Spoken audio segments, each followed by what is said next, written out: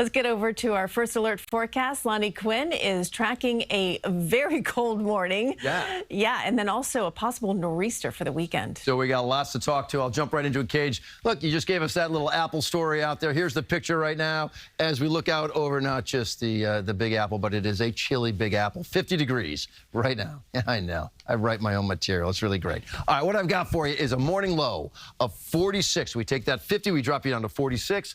Look at this, you're 29 in Monticello, 27 in Poughkeepsie. I mean, this is where we've got those freeze warnings, and then a little bit closer to the area in in portions just west of New York City and New Jersey, we've got frost advisories out there. At 46 for New York City, we have neither.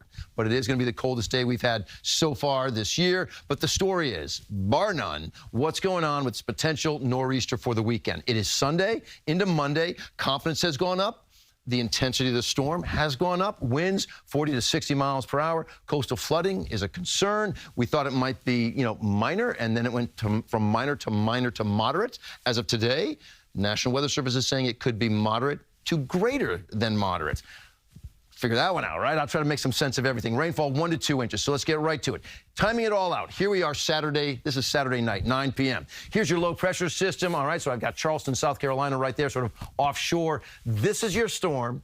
Well, you see here in our area, we got a cloudy day for Saturday. Sunshine tomorrow, clouds Saturday. Could be some rain. This is all part of an associated trough, but it's not the storm itself. The storm itself makes its way into our area on Sunday. Right now, at that point in time, at noon on Sunday, it's offshore somewhere of, say, the Virginia shoreline. But because it's south of our area and how it circulates that air, this is now a nor'easter. In comes that northeast wind circulating around a cold core storm, and yeah, that's what we're dealing with. It's just sort of starting to ramp up from 12 noon.